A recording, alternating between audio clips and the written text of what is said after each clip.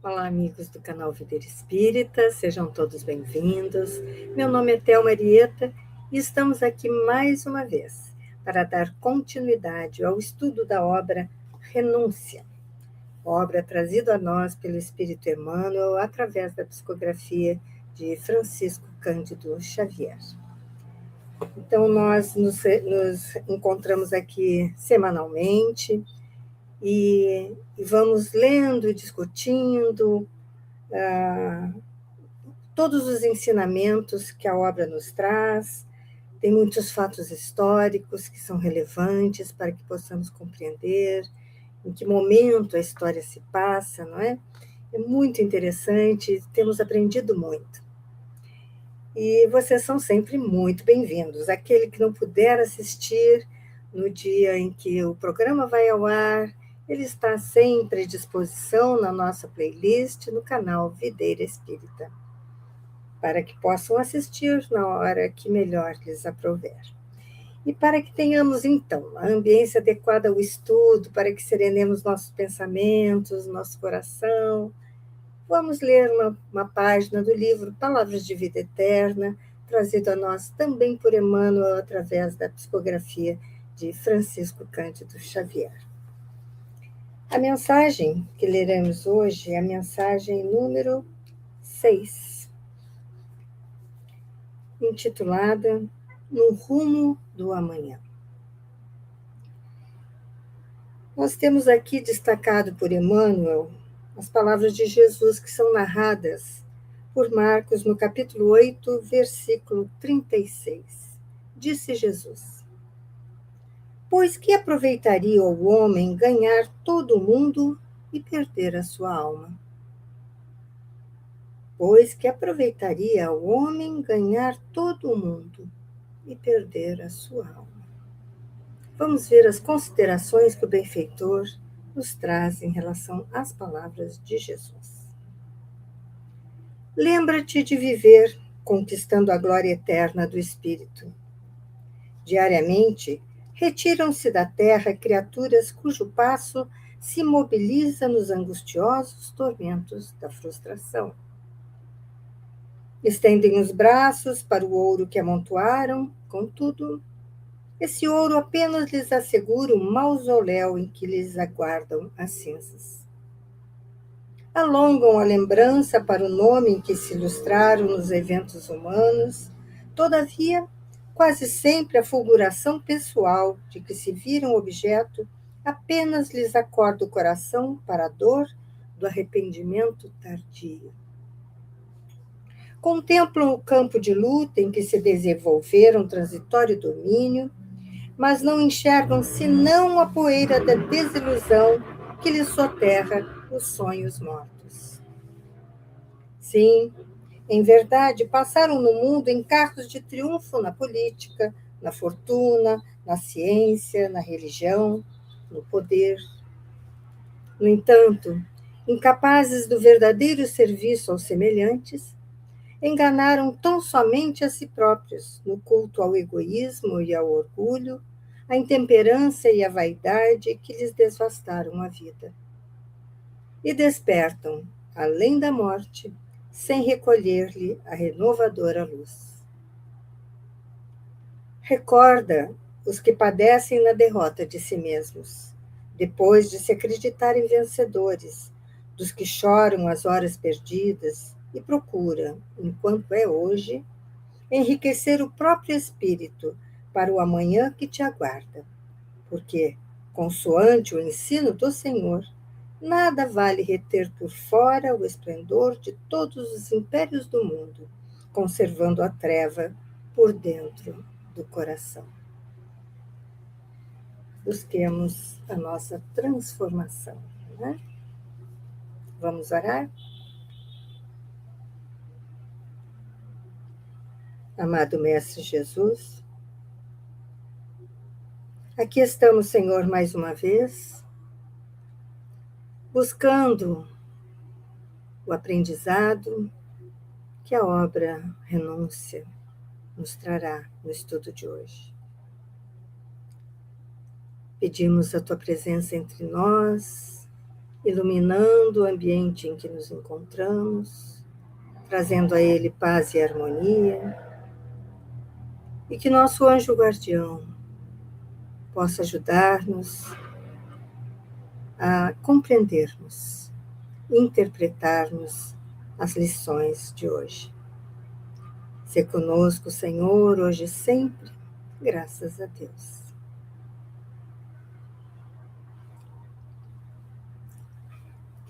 E é isso, amigos. Então, vamos dar início ao nosso estudo, fazendo aquele breve retrocesso ao ensino, o encontro anterior, né, a leitura anterior, para nos situarmos na história. Aqui em minhas anotações, vimos Antero dissimulando seus sentimentos em relação à união de Madalena e Cirilo. Ele estava muito contrariado com aquela união, mas ele, dissimulado como era, não tinha dificuldades em dissimular tudo aquilo que ele estava sentindo. E, dessa forma, Cirilo e Madalena estavam com a guarda aberta, não é? Pois não sabiam, não imaginavam o que ele tramava, né? Os desejos de vingança que iam no coração de Antero. Quando aconteceu, então, o casamento de Carolina, irmã de Susana, Susana disfarçou também, dissimulou seus sentimentos, sua raiva, seu ódio, seu rancor, e tratou Madalena com muita cortesia, deixando seu pai feliz, né, achando que ela havia compreendido a conversa que haviam tido. E a Cirilo também. Ela tratou aos noivos muito bem, né, com muita cortesia. Depois, então, os pais de Cirilo mandaram uma carta, né? O Samuel mandou uma carta para Cirilo, Constância para a nora, a futura nora Madalena, né? E agradecendo, minto. Essa carta foi uma carta para os noivos, parabenizando pela união e lamentando não poderem estar presentes, né? Depois, então, a pedido do pai de Madalena,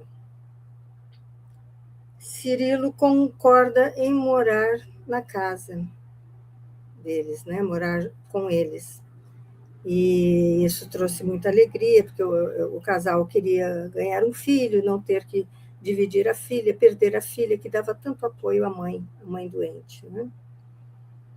Daí, depois veio a cerimônia de casamento dos dois, que foi uma cerimônia simples, com poucas pessoas presentes, as amigas de Madalena, as duas, três amigas de Madalena, o tio Jacques, né, os pais de Madalena e Antero. A irmã, que havia recém-casado, não quis vir para o casamento por causa do frio. Lembrem que era a noite de Natal, né, 25 de dezembro. E Susana também não estava ali, porque havia viajado já para a Irlanda, né, como havia combinado com o pai. Então, nós terminamos aí o segundo capítulo e começamos o terceiro, intitulado A Caminho da América, já contando, né, mostrando a chegada de Susana a Belfast, né, na Irlanda do Norte, que essa viagem que ela fez para que não tivesse que estar presente ao casamento do primo, né? Então, lá chegando, ela ficou muito impressionada com a situação de penúria dos tios e dos 6 irmãos menores de Cirilo, que haviam perdido muito das suas propriedades, dos seus bens, em função da perseguição dos protestantes contra os católicos, né? Então, ela tentou incutir nos tios, ali ela já viu a oportunidade de trazer Cirilo para perto de si, né? E tentou incutir nos tios a necessidade de avisar Cirilo, porque ele, assim como ela, também não estava sabendo do que se passava com a família, né? E ela se prontificou a ajudar, né? e usou do seu prestígio junto à corte francesa para ir a Londres pleitear ajuda aos tios e ao grande amigo Gordon, o Sr. Gordon, que era padrinho de Cirilo, para que eles tivessem os vistos necessários tal, para ir para a América, né, para os Estados Unidos, como eles estavam pretendendo. E por trás dessa toda essa boa ação de Susana, havia a intenção de, quem sabe, né, separar Cirilo de Madalena, trazendo Cirilo para ficar com os pais em Belfast e depois seguir para a América com eles, deixando Madalena só. Ou então, se isso não fosse possível, pelo menos que ele e Madalena fossem também para a América, para os Estados Unidos, para que ela não precisasse testemunhar a felicidade dos dois, né? Que ficasse aquela felicidade ficasse longe dos olhos dela.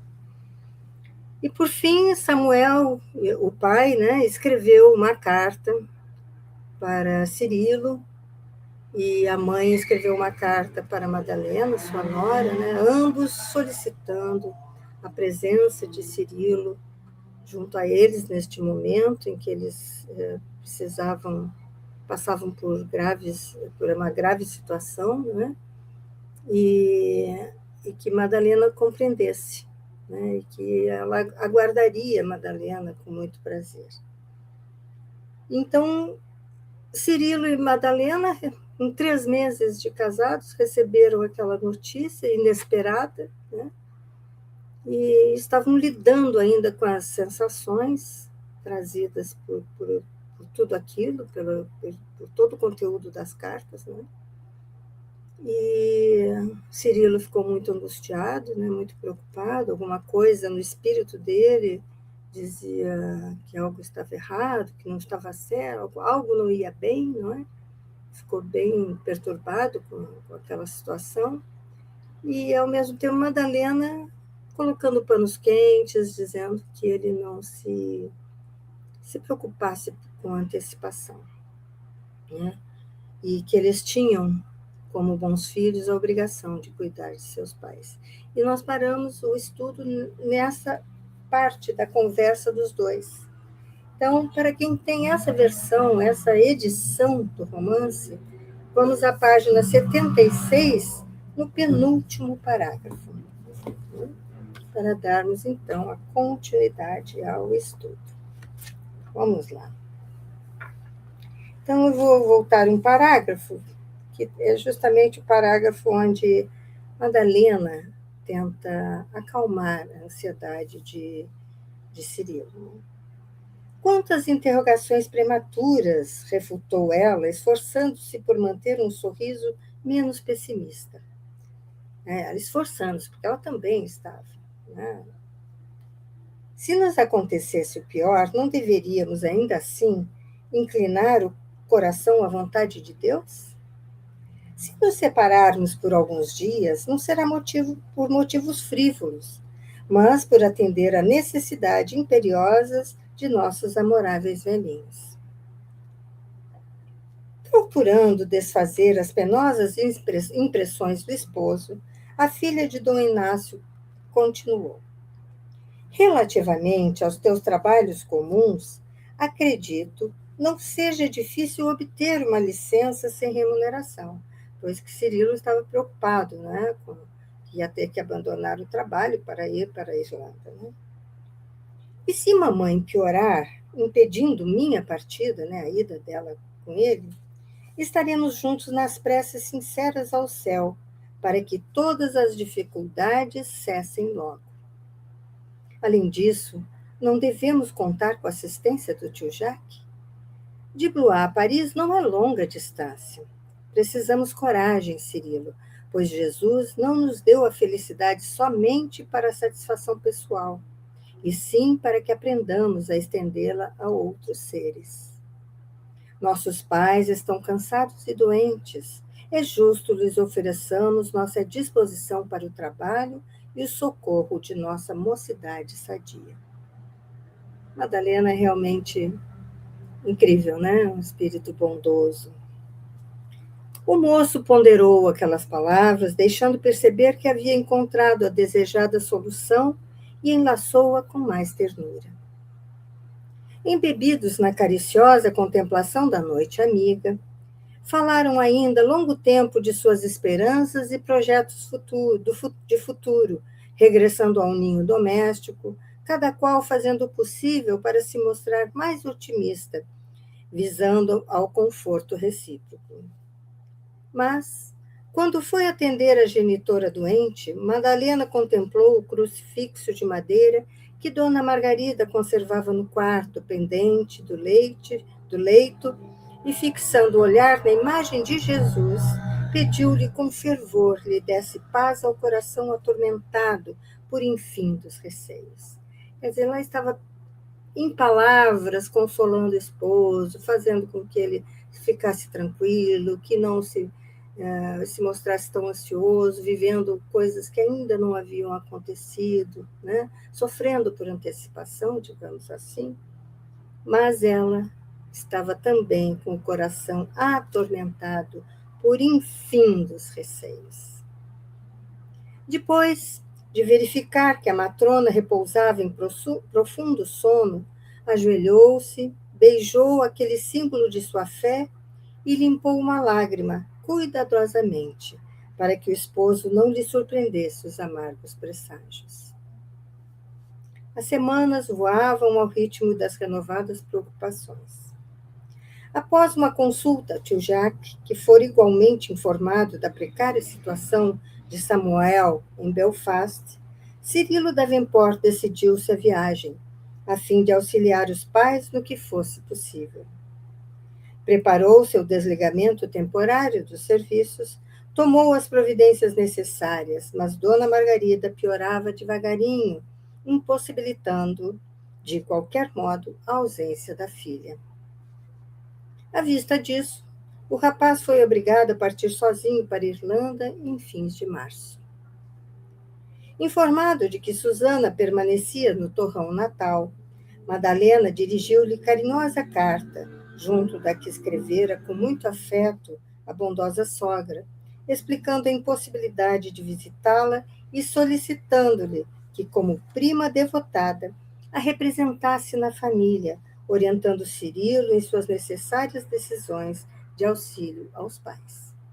Ela estava pedindo, em carta, para que Susana a ajudasse, né, a ajudar Cirilo a cumprir com seus compromissos junto aos pais. Né? Desse modo, o filho de Samuel partiu deixando a esposa no círculo habitual, constituído por Dom Inácio, sempre nervoso, Dona Margarida gravemente enferma, e Antero, que rodava de Paris a Versalhes e vice-versa, como quem perseverava nos mesmos propósitos, esperando as oportunidades, esperando dar o bote um dia, não é? A chegada de Cirilo foi um acontecimento de larga repercussão no lar paterno. Susana, dias antes, havia regressado da capital inglesa com todos os documentos legais concernentes à imigração de Samuel e família para a colônia longínqua. Depois de uma visita pessoal a Carlos II, né, que foi o rei da Inglaterra, Escócia e Irlanda, em que fizera questão de alardear o valor de suas relações prestigiosas na corte de França, todas as portas se lhe abriram com facilidade surpreendente.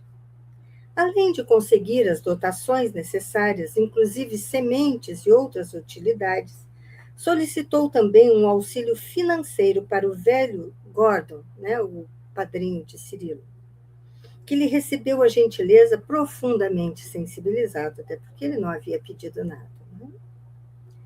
Ao júbilo das concessões obtidas, acrescentava-se agora a alegria da vinda do rapaz, reforçando as esperanças dos perseguidos irlandeses. Constância não sabia como exprimir seu contentamento maternal. reuniu todos os recursos humildes da despensa doméstica e ofereceu um jantar muito simples nesse dia em que, acima de tudo, falava o sincero carinho do coração. À noite, reuniu a família em preces a Deus, agradecendo a providência, os favores de sua misericórdia.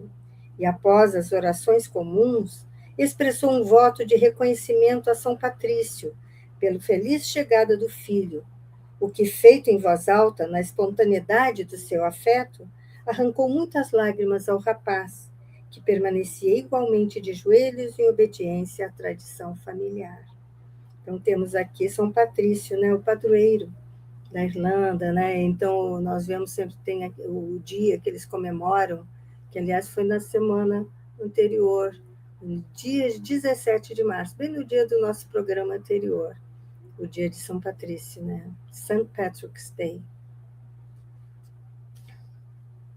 Conforme acontecera a prima, Cirilo impressionara-se fortemente com os quadros de infortúnio resignado e de velada pobreza que viera encontrar na paisagem querida de sua infância, e fazia o possível por não repetir as expressões de espanto quando procurava esse ou aquele local em busca de velhas impressões de sua meninice. Não só conseguiria explicar a emotividade que lhe envolvia a alma inteira.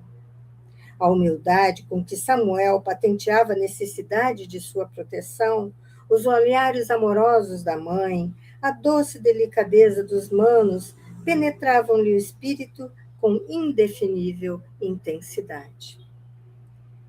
Lera a constância a terna missiva de Madalena e reparara, emocionadíssimo, como a genitora enxugava as lágrimas copiosas, lágrimas volumosas, né, com as dobras do avental muito branco. Guardava a impressão de haver ingressado num sonho bom, em que, no maravilhoso tapete das lembranças suaves, voltava a ser menina. Quanto a Susana, recebera as letras delicadas de Madalena, lendo-as a sós, depois de cerrar cuidadosamente a porta do quarto e reprimindo intensa cólera. Frase alguma daquela mensagem fraternal conseguira modificar suas disposições. Não constituía atrevimento da rival endereçar-lhe semelhante apelo? Num ímpeto de ciúmes e despeito, fez menção de estraçalhar o documento carinhoso. Mas, como se fora advertida pelas ideias criminosas que lhe passavam, por vezes na imaginação sobreexcitada, disse consigo mesma: não será melhor conservar esta carta para algum dia da vida? Quem poderá saber o futuro? E, modificando a primitiva atitude, guardou a missiva, né, guardou a carta com cuidado, na bolsa reservada aos objetos mais íntimos. Quer dizer, ela teve vontade, a raiva era tanta que ela quis rasgar. Mas, pelo conteúdo, que é onde Madalena pede ajuda, que ela cuide de Cirilo por ela achou por bem guardar, porque quem sabe, né, se um dia no futuro ela pudesse precisar daquelas informações.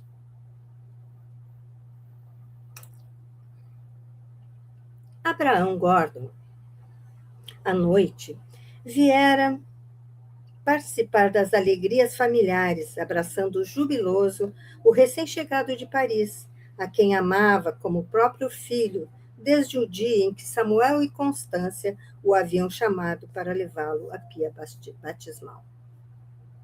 Às ocultas, o pai de Cirilo, acanhado por ter de incomodar diretamente o rapaz, solicitara ao amigo companheiro de lutas endereçasse ao filho o apelo final para os acompanhar no longo cruzeiro transoceânico. Então, Samuel não quis pedir diretamente ao filho que os acompanhasse para a América. Então, ele pediu ao amigo, ao padrinho de Cirilo, Abraham Gordon, para fazer por ele, né, falar por ele. Gordon aproveitou o encanto do momento, cheio de intimidades cariciosas, E quando terminaram as preces de louvor a Deus, dispôs o grupo familiar em torno da larga mesa dos Davenport, que recordava os antepassados numerosos, devotados a tradições domésticas. Aplaudido com calor por Susana, que entrava na conversação com a parte sagazes e inteligentes, o notável ancião, depois de exaltar as grandiosidades do Novo Mundo, que conhecia pessoalmente, em virtude de uma visita aos parentes exilados na Virgínia, notificou ao rapaz a necessidade do seu apoio ao grande cometimento. A Virgínia é o estado americano, né? Que foi colonizado pelos britânicos nesse mesmo século, no século XVII. Contamos contigo, Cirilo, afirmava o velho irlandês bondosamente, e nem poderia ser de outro modo. Samuel e Constância esperam o teu amparo imprescindível. Somos velhos e o capitão Clinton necessita de moços para a travessia, que não é tão fácil como parece à primeira vista. Já enviei instruções a Oxford para que Carlos e João estejam em Belfast no mês de junho, os filhos dele, né? Não podemos dispensar o esforço dos filhos na execução da empresa, né, da empreitada. Entretanto, murmurou Cirilo, um tanto esquivo, dando o seu problema de natureza sentimental, refletindo, desculpe, vou repetir, um verbo errado atrapalha tudo, né? Vamos lá. Entretanto, murmurou Cirilo, um tanto esquivo, dado o seu problema de natureza sentimental, refletindo na esposa e nas suas fadigas domésticas, ignoro se poderei partir na época prevista, que ele não queria dizer, né, que ele não queria ir para não ficar longe da esposa, né? Não há mais tempos para hesitações, obtemperou o velho Gordon, depois de bater com o cachimbo na mesa, num gesto muito seu. A questão não é de possibilidade, é de imperiosa necessidade. Entre pais e filhos não há consultas, há compromissos. O capitão Clinton exige a contribuição dos mais fortes e não será razoável dispensar teus esforços. O rapaz corou, né? Ficou vermelho, né? Em face da observação direta que lhe era dirigida e ocultando suas recônditas preocupações sentimentais, afinal estava casado somente há 3 meses, né? Receando ser tido a conta de covarde, considerou: não me furto ao que constitui para mim um grato dever, mas, como sabem, meus serviços intelectuais em Paris são bastante expressivos e não sei se me permitirão uma ausência prolongada. Meu filho, exclamou Abraão convicto, não guardes ilusão sobre pretensas realizações intelectuais dos nossos tempos. Isso é um miserável engano, Cirilo. Os espíritos vulgares, né, os espíritos comuns, alardeiam conquistas mentirosas, enquanto escondem a consciência vestida de andrajos. Semelhantes fantasias vão conduzindo os homens mais sábios à confusão e à ruína total. As lutas religiosas que nos expulsam do berço não serão resultantes da desordem do pensamento? Por que motivo os protestantes e mesmo os católicos eminentes se empenham em lutas de morte? Será porque trabalharam com as mãos ou porque se desviaram do caminho de Deus pelo abuso do raciocínio? As mãos não se equilibram sem o impulso orientado das ideias, como as ideias não se materializam sem o concurso das mãos. No entanto, suponho que os homens vão esquecendo o dom do serviço pelos excessos do pensamento em desvario. Todos acompanhavam com atenção os argumentos profundos, enquanto o rapaz fixava os olhos brilhantes no rosto simpático do bondoso velhinho. Estava tocado nas fibras mais sensíveis e contemplava o antigo mentor em respeitoso silêncio, ansioso por não perder um só de seus elevados conceitos. Em diversas regiões do sul, continuava Gordon, percebendo o poderoso efeito de suas palavras, existem católicos que assassinam os hereges barbaramente. E aqui no Ulster, né, Ulster na Irlanda do Norte, né, o nome dessa cidade já foi mencionado alguma vez, mas é importante, é uma cidade importante, porque metade dos imigrantes para os Estados Unidos, né, para a América, vieram da província de Ulster, né? E a outra metade veio de outras três, as províncias de Leinster, Munster e Connacht. Acho que é essa a pronúncia, Connacht.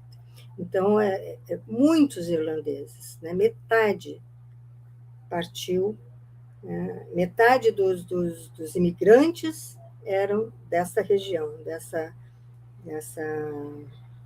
na época dos Estados Unidos colonial, é claro, eram da província de Ulster. E aqui no Ulster, os partidários da chamada reforma nos invadem as terras e desonram os lares. Enviados prepotentes da política de Londres nos insultam e assaltam nossas propriedades laboriosas e honestas. Se toda essa gente trabalhasse mais e discutisse menos, não acabaria estabelecendo a certeza de que todos somos filhos do mesmo Deus? E não é isso, não é? Não somos todos filhos do mesmo Deus e ficam essas contendas, essas guerras, essas revoltas, né? E tudo são todos filhos do mesmo Deus. Católicos, protestantes, espíritas, budistas, indianos, não importa, né?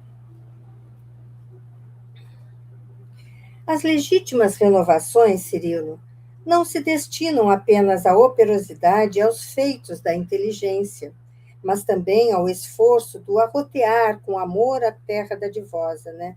Com desbravar com amor a terra dadivosa. Que tem sido a existência da Europa, senão uma guerra incessante? Todos os povos progridem para dominar os mais fracos. Prosperam a fim de ganhar a força e exercer a opressão. Tudo isso significa que o homem necessita ser mais arguto, mais esperto, né? Para explorar o próximo, e sim que compreenda e ame a vida. E ninguém, meu filho, entenderá o próprio caminho sem trabalho intenso por concretizar um ideal de virtude na marcha para Deus. Susana reparava o velho amigo de sua infância, manifestando a transbordante satisfação que suas alegações lhe causavam. E o marido de Madalena, seduzido pelos argumentos, sentia a renovação de antigo idealismo, quer dizer, algo que ele já teve um dia. Aquelas palavras vibravam estranhamente em sua alma. Tinha a impressão de que lhe ressurgira no imo alguma coisa ofuscada e quase perdida, que era o imenso amor à gleba, né, à terra, a dedicação ao solo, a que se acostumara a querer todo o bem, pelas lições vigorosas recebidas na infância. Por disposições maravilhosas do pensamento, sentia-se transportado à meninice distante, atravessava descalço as pastagens orvalhadas em busca dos bois que mugiam longe. Revia as grandes árvores tratadas amorosamente e desejava tosquear de novo os carneiros gordos e mansos. O ambiente social de Paris eclipsara-lhe, né, apagara-lhe, escondera-lhe o gosto pelas manhãs chuvosas, com o ruído da charrua sulcando a terra macia. Subitamente, experimentava a ansiedade de tornar a beber a luz das paisagens campestres, na companhia dos cavalos árdegos, né, fogosos e resistentes. A inclinação do homem, consagrado ao esforço da terra, triunfava de todas as preocupações de ordem puramente intelectual. Agora, lembrava que a França estava repleta de silogismos inúteis, né, de argumentos inúteis.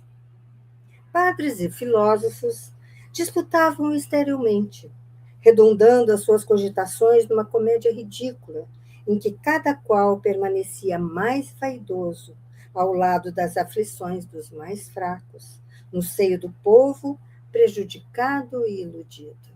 Olha quantas reflexões Cirilo está tendo diante de tudo aquilo que o padrinho falou, né, trouxe à tona, e das lembranças, das sensações que brotaram nele novamente. Não é?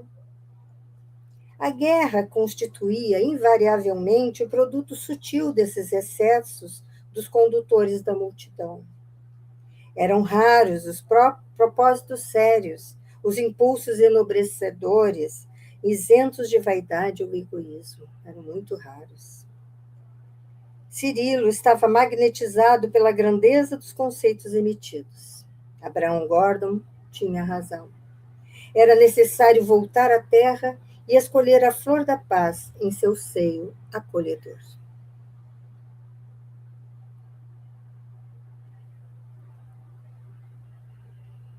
Compreendo agora, exclamou, deixando entrever que descobrira a equação indispensável.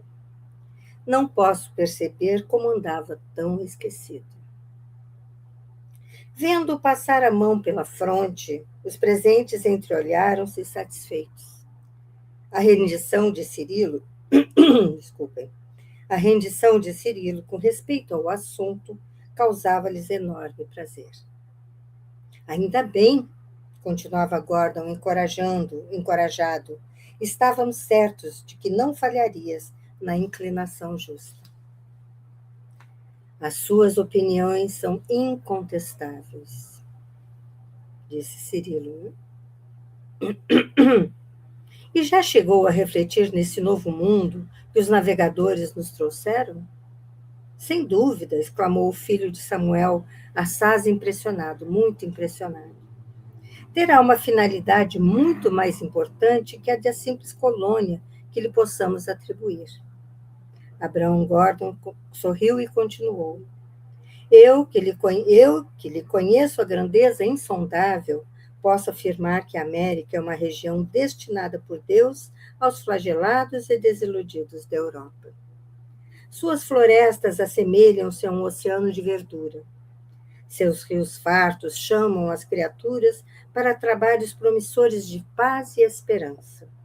Seus horizontes iluminados prometem a coroa da liberdade e da vida. Estou convencido de que o novo continente Desculpem. Estou convencido de que o novo continente representa uma dádiva de Deus aos homens trabalhadores e corajosos. Deve ser a realização da promessa aos corações de boa vontade. Acredito que lá os nossos descendentes hão de amar os valores legítimos da vida e farão cessar a cadeia de ruína e destruição que ameaça sempre a prosperidade europeia nas guerras famulentas. Aos que se encontram cansados de tolerar a criminosa influência do demônio insaciável que domina os nossos príncipes, a providência enseja a possibilidade de um lar entre as flores de uma natureza diferente e livre, cuja paz é garantida pelos abismos das águas. A paz é garantida pela distância, né? Que os oceanos que impõem a eles. Né? Cirilo, ouvindo as palavras ardentes do velho amigo, sentia-se transformado. Começava a admitir que, por certo, sua felicidade residia do outro lado do grande mar. Num minuto, chegava a esquecer os livros, os pergaminhos, as controvérsias infindáveis dos filósofos do tempo, os princípios expostos pelos teólogos da universidade. Imaginava o futuro lar, onde Madalena e ele cuidariam da aventura de filhinhos amados, do país maravilhoso cuja grandeza parecia contemplar por intermédio das descrições vivas do ancião de Belfast. Recordou que seus ideais eram idênticos aos da esposa, relativamente à América distante. Lembram quando eles ainda namoravam e falavam no futuro, imaginavam o futuro, que eles cogitaram ir para a América, né?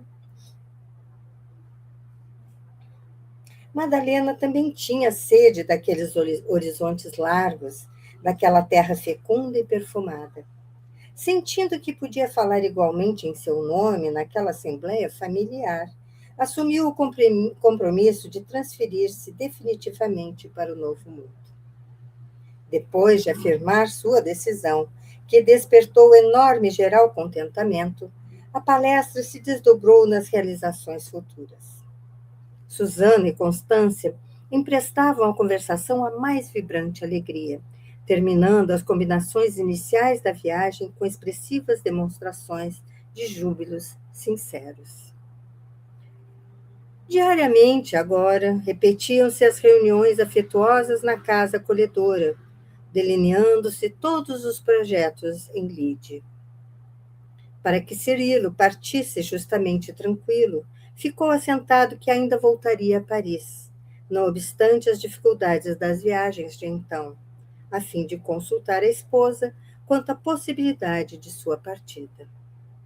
Na hipótese de ela continuar impedida pela moléstia da genitora, ele acompanharia os pais até a América, cuidaria das instalações iniciais e voltaria à França para buscar a companheira.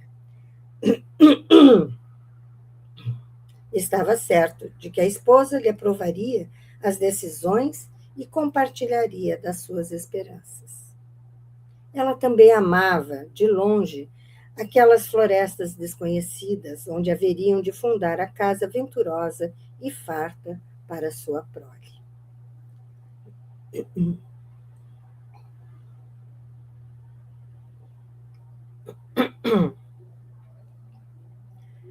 No curso de uma quinzena, todas as deliberações estavam assentadas. Abraão Gordon fez a Samuel espontâneo empréstimo de dinheiro para que o filho pudesse deixar à esposa alguns recursos, uma vez verificada a impossibilidade de sua partida. Dentro de algumas semanas, Constância e o marido venderiam a parte restante da propriedade e resgatariam o compromisso. Desse modo, nadando em esperança de maravilhoso porvir, Cirilo regressou à França, com a promessa de tornar a Belfast no fim de junho. Seu regresso ao lar foi acolhido entre carinhosos contentamentos da esposa. Contudo, os planos traçados na Irlanda causaram a Madalena certa estranheza, sem que ela mesma pudesse explicar o motivo das dolorosas angústias que lhe assaltavam o coração. O marido tratou de organizar numerosas providências, à pressa, destacando-se a do seu desligamento da universidade em caráter definitivo, com as veladas preocupações da esposa. Deliberou ir a Blois sem que a companheira pudesse participar da excursão, dado o estado grave da sogra. Estava ansioso por abraçar o velho Jacques.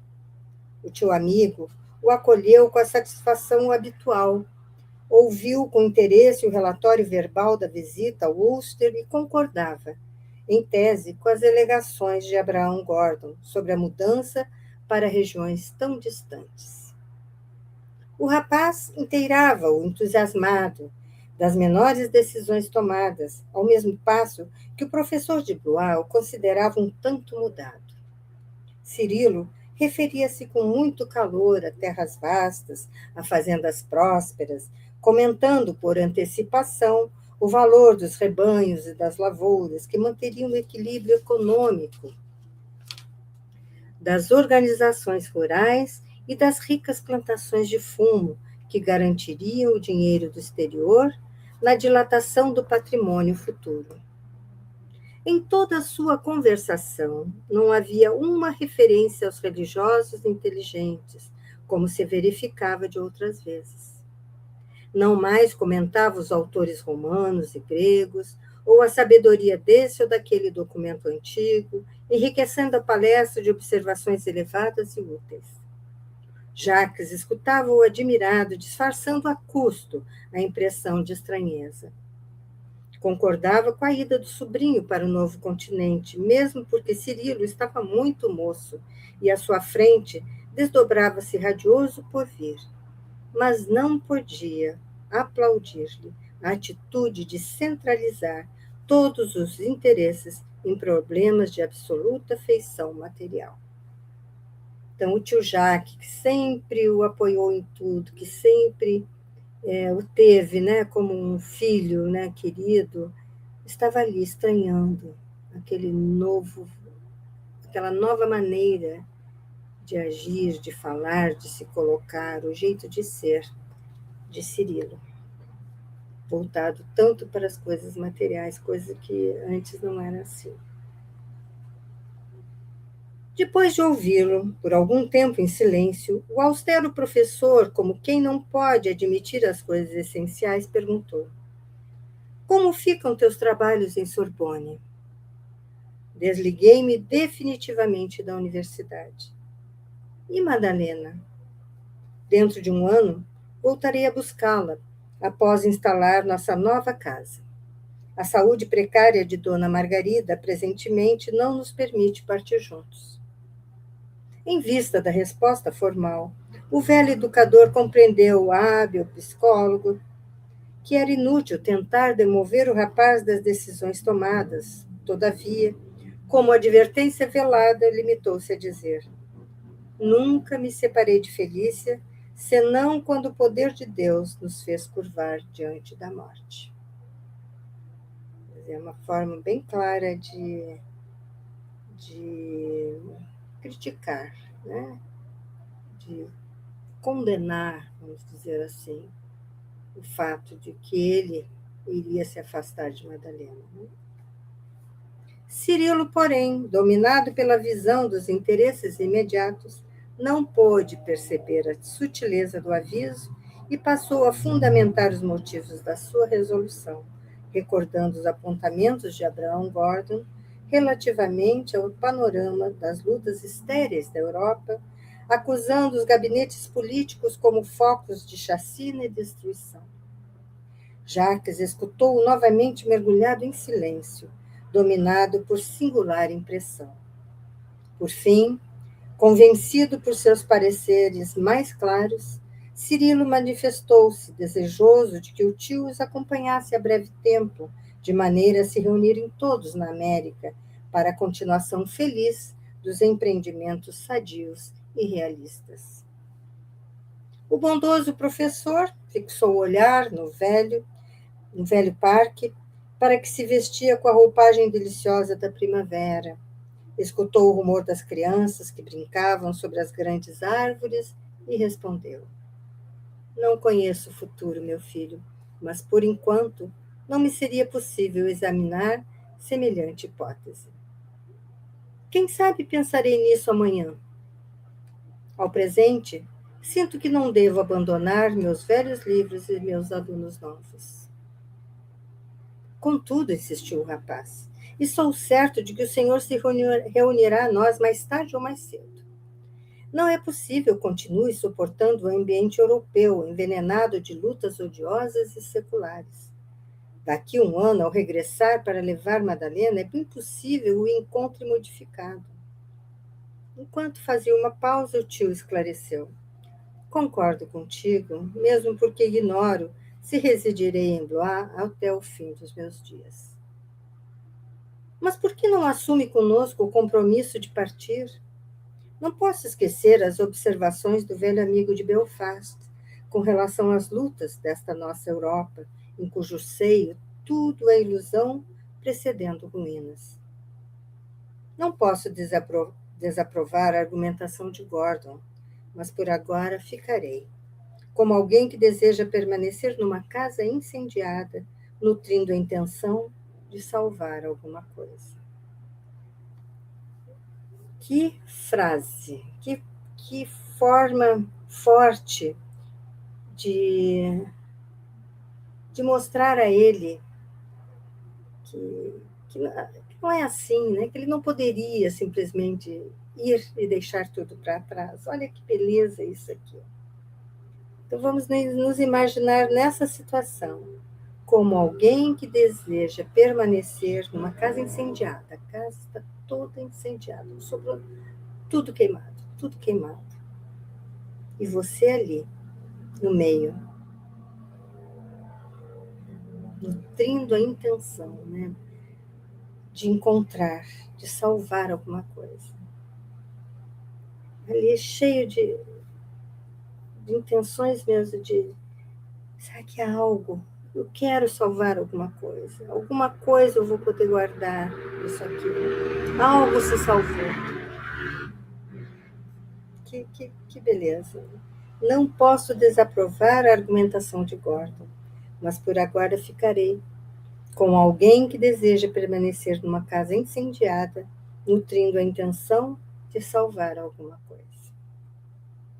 O sobrinho, que se referira insistentemente às dificuldades do velho mundo, experimentou certo choque ao ouvir aquela afirmativa.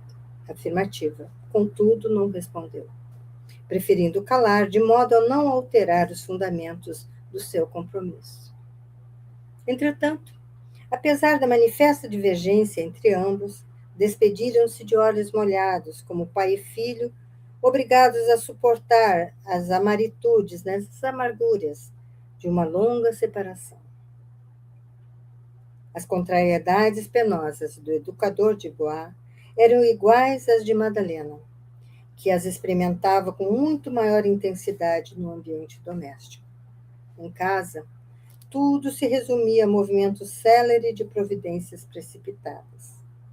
Dom Inácio encorajava o genro, estimulando-lhe o espírito empreendedor e chegando mesmo a declarar que, não fora a grave moléstia da velha companheira, partiriam todos para o novo mundo, em busca das experiências mais elevadas. Discutia, às vezes, acaloradamente, por demonstrar que a humanidade devia o benefício aos corajosos navegadores espanhóis e comentava com inveja a possibilidade conferida aos católicos irlandeses. Antero, igualmente, mantinha uma atitude de alegre aprovação aos projetos de Cirilo e expunha seus desejos de procurar, mais tarde, diversos parentes castelhanos localizados no sul do continente novo. Quer dizer, ele também estava ali, muito feliz, né? Porque ele iria para uma viagem longa e demorada e Madalena estaria ali com ele. A única pessoa a compreender as angustiosas preocupações de Madalena era justamente a enferma, né? Sua mãe, que trocava significativos olhares com a filha, acusando-se intimamente como empecilho de sua partida em companhia do marido. Então ela ainda se sentia culpada, porque a filha ficava para cuidar dela, né? A jovem companheira de Cirilo, contudo, buscava não trair sua amargura nos menores gestos e beijava a genitora com mais carinho, ansiosa por fazer-lhe sentir a satisfação com que ficaria a seu lado no desempenho de sublime dever, né? O dever de cuidar dos pais.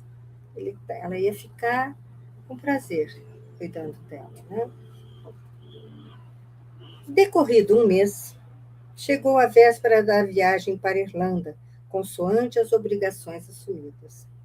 Nesse dia, Cirilo e a esposa entreolhavam-se como duas crianças extremamente afetuosas, despertadas de um sonho encantador para as realidades dolorosas.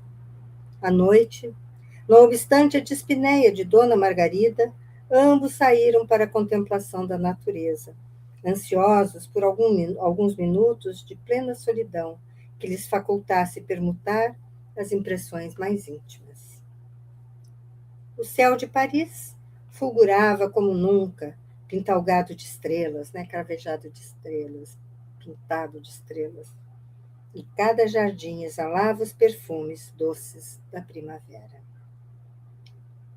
Os jovens esposos recordaram que havia decorrido justamente um ano do seu primeiro encontro.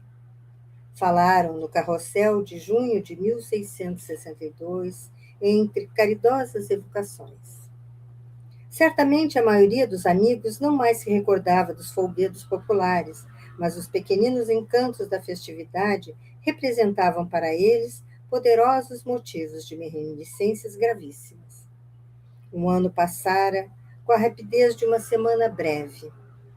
A certa altura da palestra amorosa e confidencial, Cirilo tomou com mais vivacidade as mãos da esposa e considerou: Querida, não sei o que tenho, minha coragem parece diminuir à medida que se aproxima o instante da separação.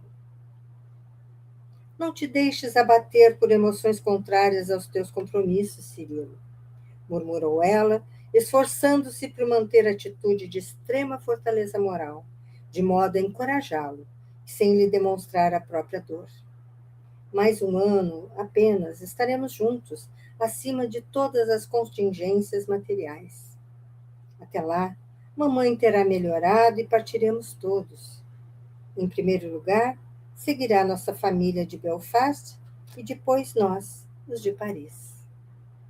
Reconheço tudo isso e não me faltam esperanças, disse o rapaz. Entretanto, mortificantes pensamentos me dilaceram o coração. Ela, que lhe falava de alma opressa, não conseguiu esconder por mais tempo a emoção e deixou cair uma lágrima, embora fizesse o possível para ocultá-la. Choras, Madalena? Perguntou o rapaz, penosamente surpreendido. Sofres também assim? Não, Cirilo, minha lágrima é de esperança, pois que a saudade significa a própria esperança chorando de ansiedade e alegria. O filho de Samuel compreendeu que necessitava controlar as próprias forças, a fim de levantar o ânimo da companheira abatida por graves provações domésticas, e enlaçando-a com muito carinho, procurou consolá-la. Não chores, Madalena. Breve regressarei a buscar-te e seremos venturosos para sempre. Edificarei nossa casa em alguma encosta cheia de verdura, de onde possamos todas as noites contemplar o céu. Abraão Gordon me esclareceu os detalhes da paisagem do nosso futuro habitat e creio saber de antemão o local em que teceremos o nosso ninho. Havemos de admirar a beleza e a imensidade dos horizontes. Um grande rio banha nossas terras. Logo que conclua a casa, rodeá-la-ei de jardins. Quando lá chegares, tudo há de ser primavera, vida e alegria. E mais tarde, querida, criaremos nossos filhinhos sob a umbela de um firmamento luminoso e livre. A filha de Dom Inácio enxugou as lágrimas com sincera conformação e falou comovida. Cirilo, não desejo que partas sem me ouvires. O que terá Madalena para dizer? Então vamos fazer a nossa pausa e saberemos o que Madalena tem a dizer em nosso próximo estudo.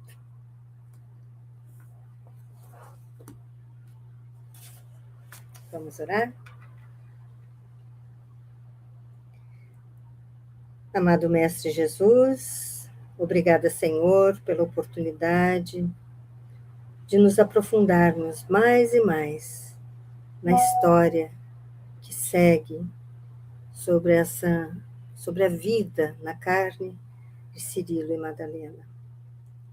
Que possamos aprender, Senhor, as lições a cada dia, para nos melhorarmos, para colocarmos em prática, para nos modificarmos. Se conosco, Senhor, nessa semana que nos separa de nosso próximo encontro. Que assim seja, graças a Deus. Então é isso, amigos queridos.